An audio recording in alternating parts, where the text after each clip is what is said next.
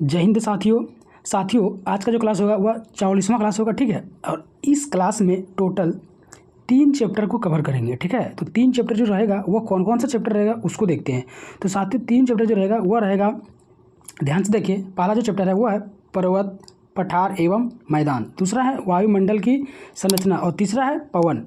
तीनों चैप्टर में जितना भी सवाल होगा एक ही क्लास में कंप्लीट कर दिएगा और एक चैप्टर का जितना भी सवाल होगा टोटल कंप्लीट, एक भी सवाल नहीं छोड़ेंगे। ठीक है, इसलिए वीडियो में आपको अंत तक बनी रहना है और दोस्तों को शेयर करना है। ठीक है, तो पहले पढ़ते हैं ये चैप्टर पर्वत, पठार एवं मैदान। इस चैप्टर को स्टार्ट करते हैं और देखते हैं इसका पहला सवाल क्या है। ठीक है, तो आपको वीडियो में अंत तक बनी रहना है और दोस्तों को शेयर करना है। ठीक है, तो देखिए ये पहला सवाल है साथियों कि स्थल मंडल के कुल क्षेत्रफल के कितने प्रतिशत भाग पर्वतों का विस्तार पाया जाता है। पर्वतों का जो विस्तार पाया जाता है साथियों वो 26% होता है। करेक्ट आंसर हो जाएगा। ठीक है, आगे नेक्स्ट है पर्वत की गणना किस श्रेणी के स्थल रूप में की जाती है। तो द्वितीय श्रेणी के स्थल के रूप में की जाती है। ठीक है, आगे नेक्स्ट है पर्वतों पर विश्व की कितनी प्रतिशत जनसंख्या निवास करती है। तो 1% करेक्ट हो जाएगा। ठीक है साथियों जितना भी सवाल होगा कंप्लीट कर दिया जाएगा। ठीक है, अगर चैनल में नहीं है तो सब्सक्राइब कर लीजिएगा और फेसबुक पेज से देख रहे हैं तो फॉलो कर लीजिएगा। ठीक है, और साथ ही साथ अगर आपको PDF चाहिए तो टेलीग्राम में जुड़ जाइएगा। ठीक है, डिस्क्रिप्शन में टेलीग्राम का लिंक है। ठीक है, देखिए नेक्स्ट सवाल है साथियों कि पर्वतों की उत्पत्ति से संबंधित रेडियो सक्रियता सिद्धांत का जो प्रतिपादन किसने किया था। प्रतिपादन जो किया था वो जॉली ने किया था। करेक्ट हो जाएगा। किसने किया था? जॉली। करेक्ट आंसर हो जाएगा। ठीक है, आगे नेक्स्ट सवाल है साथियों कि पर्वत निर्माक भूस्नित सिद्धांत का प्रतिपादन जो किया था वह कोबर ने किया था। करेक्ट हो जाएगा। आगे नेक्स्ट है विश्व के विशाल वलित पर्वतों की संरचना आज से लगभग कितने मिलियन वर्ष पूर्व हुई था। तो 30 वर्ष पर पूर्व हो गया था। ठीक है, आगे नेक्स्ट है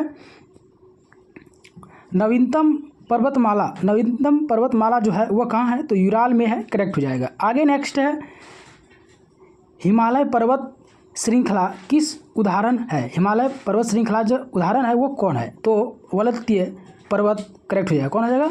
वलतीय पर्वत। करेक्ट हो जाएगा। आगे नेक्स्ट है एंडीज पर्वत उदाहरण है। एंडीज पर्वत का जो उदाहरण है वो वलित पर्वत का ही उदाहरण है, एंडीज पर्वत। ठीक है, आगे नेक्स्ट है अवशिष्ट पर्वत का उदाहरण नहीं है। अवशिष्ट पर्वत का उदाहरण कौन नहीं है।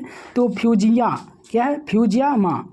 आगे नेक्स्ट है Rockies, Andes, Atlas, Alps, Himalaya आदि किस प्रकार के पर्वत है। तो वलित पर्वत है। करेक्ट हो जाएगा। आगे नेक्स्ट है कौन विश्व के नवीन वलित पर्वत का उदाहरण प्रस्तुत करता है। तो अल्प्स करता है। करेक्ट हो जाएगा। आगे नेक्स्ट क्वेश्चन है कौन एक वलित पर्वत है। तो हिमालय जो है वो वलित पर्वत है। आगे नेक्स्ट साथियों कि हिमालय की उत्पत्ति किस भूस्नित्य हुई है। तो वह टेथिस से हुई है। करेक्ट हो जाएगा। आगे नेक्स्ट है दक्षिण अल्प्स पर्वत श्रेणी कहाँ स्थित है। तो न्यूजीलैंड में दक्षिण अल्प्स पर्वत श्रेणी स्थित है। आगे नेक्स्ट है कौन सा पर्वत महाद्वीपीय जल विभाजक के रूप में जाना जाता है। तो रॉकीज को जल विभाजक के रूप में जाना जाता है। आगे नेक्स्ट क्वेश्चन है साथियों कि विश्व में सबसे लंबी पर्वत श्रेणी कौन सी है। तो एंडीज जो है वह विश्व के सबसे लंबी पर्वत श्रेणी है। ठीक है, आगे नेक्स्ट है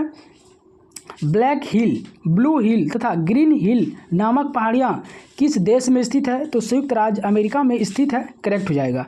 आगे नेक्स्ट है पॉइंट पेट्रो अथवा पिडरूटागाला किस देश का सर्वोच्चतम पर्वत शिखर है। तो श्रृंखला का है। करेक्ट हो जाएगा। आगे नेक्स्ट है एंडीज पर्वतमाला की सर्वोच्च जो चोटी है वह है एकांगुआ। क्या है? एकांगुआ। आगे नेक्स्ट है साथियों कि अफ्रीका का सर्वोच्चतम पर्वत शिखर माउंट किलिमांजारो अवस्थित जो है वह है तांजिया में। करेक्ट हो जाएगा। आगे नेक्स्ट क्वेश्चन है कि उत्तर अमेरिका की सर्वोच्च पर्वत चोटी है। तो माउंट मैकिले। क्या है? माउंट मैकिले उत्तर अमेरिका की सर्वोच्च जो पर्वत चोटी है वह है माउंट मैकिले। ठीक है, आगे नेक्स्ट है फ्रांस तथा स्पेन के बीच सीमा बनने वाला जो पर्वत है वो है पेरिनीज पर्वत। करेक्ट आंसर हो जाएगा। आगे नेक्स्ट क्वेश्चन है यूरोप में आल्प्स, उत्तरी अमेरिका में रॉकीज तथा दक्षिण अमेरिका में एंडीज का जो उदाहरण है वह वलित पर्वत का ही उदाहरण है। आगे नेक्स्ट है माउंट एवरेस्ट देश जो है वह है नेपाल में। करेक्ट हो जाएगा। आगे नेक्स्ट है साथियों कि स्थल मंडल में कुल क्षेत्रफल के कितने प्रतिशत का भाग पठार का विस्तार है, तो 33% जो भाग है वह है पठार का विस्तार। आगे नेक्स्ट है साथियों कि पठारी क्षेत्रों में विश्व की कितनी प्रतिशत जनसंख्या निवास करती है, तो 9% करेक्ट आंसर हो जाएगा। आगे नेक्स्ट है जो पठार चारों ओर से पर्वतमालाओं द्वारा घिरे होते हैं उसे हम क्या कहते हैं, तो अंतर प्रावर्तीय पठार कहा जाता है। आगे नेक्स्ट है साथियों कि पर्वतों के पर्दों अर्थात किसी पर्वत के सहारे स्थित पठार को कहा जाता है पर्वतीय पठार। आगे नेक्स्ट है अंतः पर्वतीय पठार का उदाहरण नहीं है, तो टेगागोनिया जो का पठार है, टेगागोनिया का जो पठार है साथियों वह उदाहरण नहीं है। ठीक है।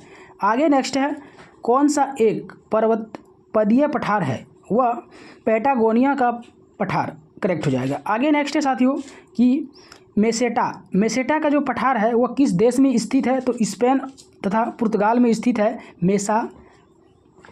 मेसाट का पठार जो है वो स्पेन में है और कहाँ है, पुर्तगाल में। ठीक है। आगे नेक्स्ट है टेलीग्राफिक पठार कहाँ स्थित है, टेलीग्राफिक जो पठार है साथियों वह उत्तरी अंटार्कटिक महासागर में स्थित है, करेक्ट हो जाएगा। आगे नेक्स्ट है विश्व का सर्वाधिक ऊंचा पठार कौन सा है, तो तिब्बत का पठार विश्व का सर्वाधिक ऊंचा पठार है। आगे नेक्स्ट है पोटवार पठार किस देश में स्थित है, तो पाकिस्तान में पोटवार पठार स्थित है। आगे नेक्स्ट है साथियों लोयस पठार स्थित जो है वह कहाँ है, तो चीन में लोयस पठार स्थित है। आगे नेक्स्ट है तिब्बत का पठार कहाँ स्थित है, तो तिब्बत का जो पठार है साथियों वह हिमालय पर्वत तथा क्यूनलोन के माध्य में स्थित है, करेक्ट हो जाएगा। आगे नेक्स्ट है लोयस का पठार जो है वह कहाँ है, तो पवनकृत में लोयस का पठार है, करेक्ट हो जाएगा। आगे नेक्स्ट क्वेश्चन है साथियों कि किसे विश्व की छत कहा जाता है, विश्व की छत जो कहा जाता है वो पामीर को कहा जाता है, करेक्ट हो जाएगा। आगे नेक्स्ट है तुर्की में अनातोलिया का पठार किस पर्वत श्रेणी का मध्य स्थित है, तो पोटिक और टॉर्सर में स्थित है, करेक्ट आंसर हो जाएगा। आगे नेक्स्ट क्वेश्चन है साथियों कि रांची का पठार क्या है। रांची का जो पठार है साथियों वह है एक उत्थीन पैली प्लेन है। ठीक है। रांची का एक जो पठार है वह एक उत्थीन प्लेन है, क्या है, पैली प्लेन। ठीक है। आगे नेक्स्ट क्वेश्चन है, सवाल है कि बोलिविया के जो पठार पर किस धातु का सर्वाधिक उत्खनन किया जाता है, बोलिविया के पठार पर किस धातु का उत्खनन किया जाता है साथियों सर्वाधिक, तो टीन का किया जाता है, करेक्ट आंसर हो जाएगा। ठीक है साथियों जितना भी सवाल होगा इंपॉर्टेंट ही सवाल रहेगा। ठीक है। इसलिए वीडियो स्किप ना कीजिएगा, शुरू से अंत तक जरूर देखिएगा। ठीक है। आगे नेक्स्ट है सवाल है स्थल मंडल के कुल क्षेत्रफल के कितने प्रतिशत भूभाग पर मैदान का विस्तार किया जाता है, तो 41% भूभाग पर मैदान का विस्तार किया जाता है। ठीक है। आगे नेक्स्ट है मैदान की गणना किस श्रेणी के स्थल रूपों में की जाती है, तो द्वितीय श्रेणी के रूपों में की जाती है। ठीक है। आगे नेक्स्ट है साथियों कि विश्व में उत्पन्न होने वाली फसलों तथा खाद्य वस्तुओं का लगभग कितना प्रतिशत भाग मैदान में उपजाया जाता है, तो 85% मैदान में उपजाया जाता है। ठीक है। आगे नेक्स्ट है विश्व की कुल जनसंख्या का कितना प्रतिशत हिस्सा मैदान में निवास करता है, तो 90% मैदान में निवास करता है। आगे नेक्स्ट है किस स्थल रूप को सभ्यता का पालन कहा जाता है साथियों, तो मैदान सभ्यता का पालन कहा जाता है। ठीक है। स्थल रूप को सभ्यता पालन का मैदान जो कहा जाता है। ठीक है। क्या कहा जाता है, स्थल रूप को सभ्यता का पालन कहा जाता है, तो मैदान को कहा जाता है। ठीक है। आगे नेक्स्ट है साथियों कि उत्तरी पश्चिमी चीन का लोयस मैदान किस प्रकार का जमाव से बना है, तो रेत व धूल कणों के जमाव से बनता है। ठीक है। आगे नेक्स्ट है साथियों कि पवन अपरदित मैदान में यत्र तत्र पाए जाने वाले प्रतिरोधी चट्टानों के अवशेष टीलों को क्या कहा जाता है, तो इंसेल वर्ग कहा जाता है, करेक्ट हो जाएगा। नेक्स्ट है साथियों कि कास्ट मैदान में यंत्र तंत्र स्थित अवशिष्ट टीलों को क्या कहा जाता है, तो ह्यूमस, करेक्ट हो जाएगा। आगे नेक्स्ट है नदी अपरछित मैदान अथवा संप्राय मैदान में यंत्र तंत्र पाए जाने वाले प्रतिरोध चट्टानों के अवशेष को क्या कहा जाता है, तो मैंने नॉक कहा था, क्या था, मैंने डॉक, क्या कहा था साथियों, मैंने नॉक। ठीक है। आगे नेक्स्ट क्वेश्चन की बढ़ते हैं। देखिए नेक्स्ट संप्राय मैदान का निर्माण किस क्रिया द्वारा होता है? तो नदी द्वारा किया जाता है, करेक्ट हो जाएगा। नेक्स्ट है साथियों कि पेडी प्लेन मैदान का निर्माण किया जाता है तो किसके द्वारा किया जाता है? वह पवन के द्वारा किया जाता है, करेक्ट हो जाएगा। नेक्स्ट है किस देश में लोयस के मैदान नहीं पाए जाते हैं? तो कंबोडिया में जो है साथियों लोयस का मैदान जो है नहीं पाया जाता, ठीक है। आगे नेक्स्ट है कि ब्लैक फॉरेस्ट अवस्थित जो है वह जर्मनी में है, करेक्ट आंसर हो जाएगा। आगे नेक्स्ट है साथियों कि पेनाइन यूरोप, अप्लियन क्या है? अप्लिसियन अमेरिका और अरावली भारत उदाहरण है, तो पुरानी पर्वत श्रृंखला का उदाहरण है साथियों, करेक्ट हो जाएगा, ठीक है। आगे नेक्स्ट है ब्लैक फॉरेस्ट पर्वत किस में से के किनारे अवस्थित है साथियों? तो राइन नदी के किनारे स्थित है। कौन सा नदी? तो राइन नदी के किनारे स्थित है, ठीक है। आगे नेक्स्ट है साथियों कि पर्वतों के उन प्राकृतिक स्थलों का क्या कहा जाता है जो मार्ग बन जाते हैं? तो दर्रा कहा जाता है साथियों, करेक्ट आंसर हो जाएगा, ठीक है। आगे नेक्स्ट है कौन सा सबसे ऊंचा पर्वत है? तो माउंट एवरेस्ट जो है साथियों सबसे ऊंचा पर्वत है, ठीक है। आगे नेक्स्ट है डैश एक पर्वतापीय पठार है, तो पेटागोनिया का जो पठार है वह है पर्वततापीय पठार, ठीक है। आगे नेक्स्ट है साथियों कि मेसेटा का जो पठार है किस देश में है? तो स्पेन तथा पुर्तगाल में है, करेक्ट हो जाएगा। नेक्स्ट है टेलीग्राफ का पठार जो स्थित है वो कहाँ है? तो उत्तरी अटलांटिक महासागर में स्थित है टेलीग्राफिक पठार, ठीक है। बढ़ते हैं अब नेक्स्ट चैप्टर की ओर। नेक्स्ट चैप्टर है साथियों कि वायुमंडल की संरचना, ठीक है। तो इसमें भी जितना भी सवाल होगा टोटल कंप्लीट करेंगे, ठीक है।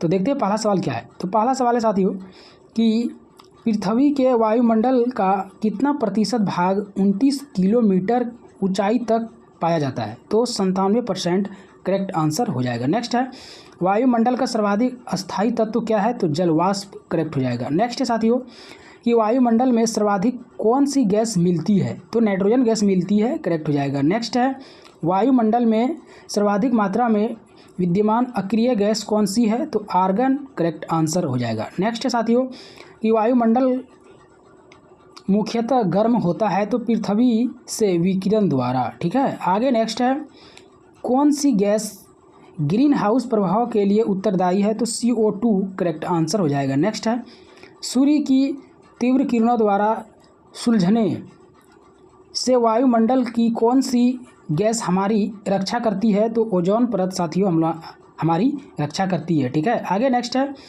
भूपृष्ठ से प्रवर्तित अवरक्त विकिरण के अवशेषण द्वारा भूमंडलीय के तापमान में वृद्धि की प्रक्रिया को क्या कहते हैं? तो ग्रीन हाउस प्रभाव कहा जाता है साथियों, करेक्ट हो जाएगा, ठीक है। आगे नेक्स्ट है कि वायु में नाइट्रोजन का प्रतिशत जो होता है वो 78.03% होता है, ठीक है। आगे नेक्स्ट क्वेश्चन है कि सही उत्तर चुनिए जो वायुमंडल की परतों क्रमबद्धता को दर्शाता है। तो पहला जो है वो परिवर्तन मंडल है साथियों, दूसरा है समताप मंडल, तीसरा है मध्य स्थल मंडल, चौथा है आयन मंडल और पांचवा है आयतन मंडल, ठीक है। आगे नेक्स्ट क्वेश्चन है कि वायुमंडल को क्षोभ मंडल, समताप मंडल आदि परतों में विभाजित करने का जो मुख्य आधार क्या है? तो तापमान है साथियों मुख्य आधार।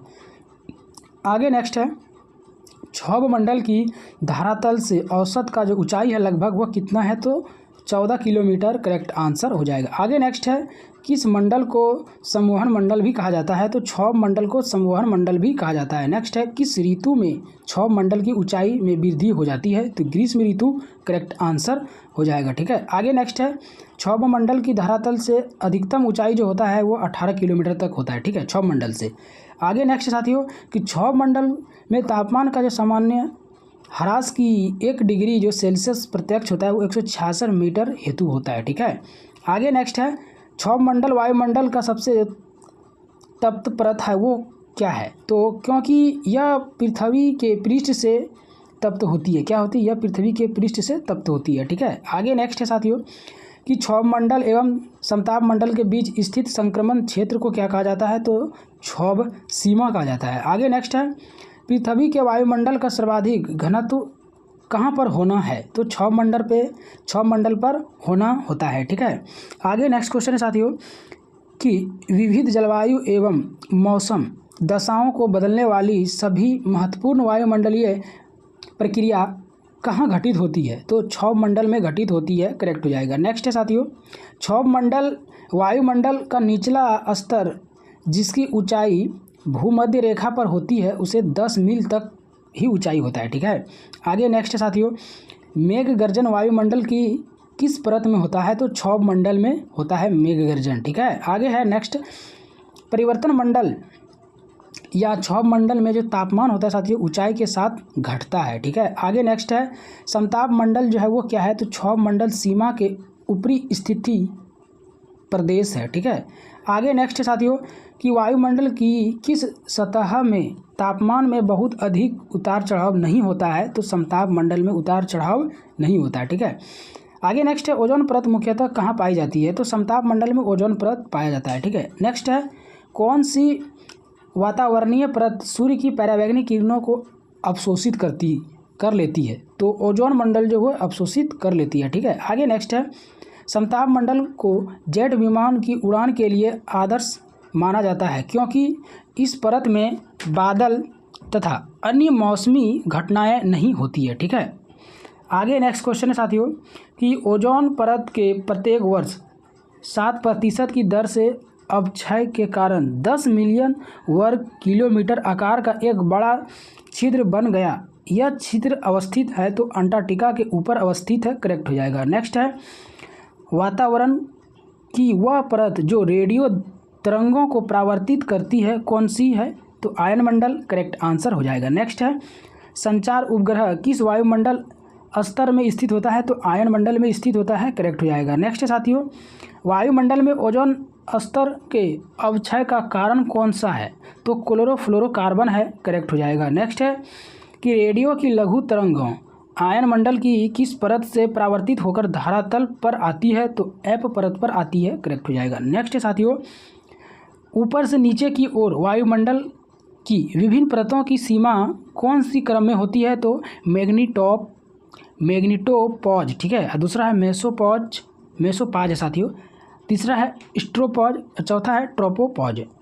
आगे नेक्स्ट है, वायुमंडल के किस भाग में जलवाष्प की कुल मात्रा 90% भाग विद्यमान रहता है? तो क्षौभ मंडल, करेक्ट हो जाएगा। आगे नेक्स्ट है, वायुमंडल का कौन सा भाग रसायन मंडल का एक भाग है? तो ओजोन मंडल, करेक्ट हो जाएगा।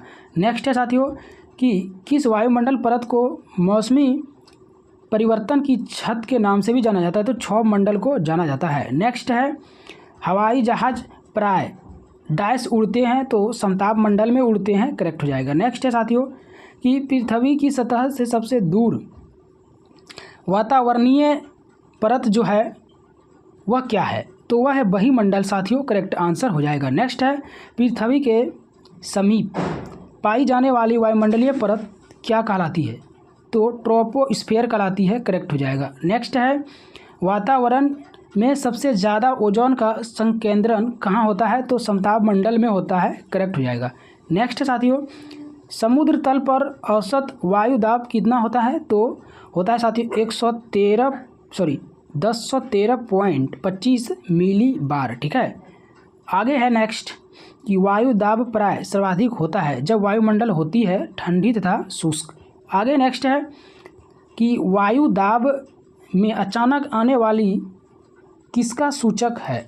तो तूफानी मौसम का सूचक है, करेक्ट हो जाएगा। नेक्स्ट है, सामान्य वायु दाब पाया जाता है तो सागर तल पर पाया जाता है, करेक्ट हो जाएगा। नेक्स्ट साथियों, ग्लोब पर दाब कटिबंधों की संख्या कितनी है? तो 7, करेक्ट हो जाएगा। नेक्स्ट है, विषुवतीय निम्न दाब पेटी का विस्तार विषुवत रेखा के दोनों ओर कितने अक्षांश तक मिलता है? तो 5 डिग्री अक्षांश तक मिलता है, करेक्ट हो जाएगा। नेक्स्ट है, डोल ड्रम पेटी का विस्तार सामान्यतः जो पाया जाता है साथियों वो 5 डिग्री नॉर्थ और 5 डिग्री दक्षिण पाया जाता है, ठीक है। आगे नेक्स्ट है, डोल ड्रम क्षेत्र की विशेषता जो होती है वह निम्न दाब एवं शांत पवन, ठीक है।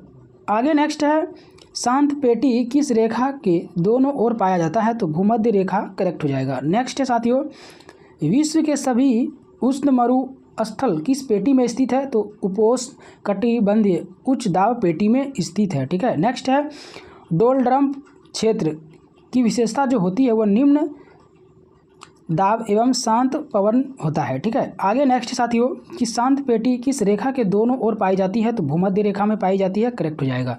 आगे नेक्स्ट है वायुमंडल में ट्रोपोस्फेयर के ऊपर जो कौन सी परत पाई जाती है, वह पाया जाता है स्ट्रेटोस्फेयर पाया जाता है साथियों, करेक्ट आंसर हो जाएगा। नेक्स्ट है ओजोन परत पृथ्वी से करीब ऊंचाई जो होता है वह 20 किलोमीटर होता है। ठीक है, आगे नेक्स्ट है साथियों कि जेट धारा प्राय कहाँ पाई जाती है, तो क्षोभ सीमा में पाया जाता है जेट धाराएं। ठीक है, आगे नेक्स्ट है पृथ्वी के ऊपर मौजूद वायुमंडलीय परतों की जो संख्या होती है वह 5 होता है। ठीक है, आगे नेक्स्ट चैप्टर साथियों चैप्टर है पवन, इसमें भी जितना सवाल होगा टोटल कंप्लीट कर देंगे। ठीक है, देखिए पहला सवाल पहला है कि व्यापारिक हवाएं किन अक्षांशों से किन अक्षांशों में बहती है, तो अश्व अक्षांशों से विश्वत अक्षांशों से विश्वत रेखा की ओर बहती है। ठीक है, आगे नेक्स्ट है उच्च दाब क्षेत्र से भूमध्य सागर की ओर चलने वाली जो पवन होती है वो व्यापारिक पवन होती है। आगे नेक्स्ट है कि व्यापारिक पवन हवाएं जो होती है वो नियमित रूप से स्थिर होती है। ठीक है, आगे नेक्स्ट है पूरे वर्ष तक एक ही दिशा में प्रवाहित होने वाली जो पवन कहलाती है वह सनातनी पवन कहलाती है। ठीक है, आगे नेक्स्ट है उपोष्ण उच्च दाब से विश्वत रेखा निम्न दाब की ओर चलने वाली पवनें क्या कहलाती है, तो व्यापारिक पवन कहलाती है, करेक्ट हो जाएगा। नेक्स्ट है व्यापारिक पवनें कहाँ चलती है, तो उपोष्ण उच्च दाब में चलती है साथियों, करेक्ट हो जाएगा। नेक्स्ट है गर्जती 40 प्रचंड 50 एवं चिकता 60, तो दक्षिण गोलार्ध में पश्चिमी पवनें चलती है इसी तरह की गर्जती 40 प्रचंड 50 एवं चिकता 60, यह जो गर्जता है साथियों यह दक्षिण गोलार्ध में पश्चिमी पवनें है। ठीक है, आगे नेक्स्ट है दहाड़ता चालीसा क्या है, तो दक्षिण गोलार्ध में 40 डिग्री अक्षांश के पास चलने वाली तेज हवाएं है। ठीक है, आगे नेक्स्ट है भयंकर 50 चलते हैं, तो क्या चलता है, तो 50 डिग्री दक्षिण अक्षांश पर चलते हैं। आगे नेक्स्ट है साथियों कि चिकता 60 पवनें प्रवाहित जो होती है वो 60 डिग्री दक्षिणी अक्षांश के निकट बहती है। ठीक है, आगे नेक्स्ट है मानसून शब्द का तात्पर्य है कि हवाओं के रुख का बदलना।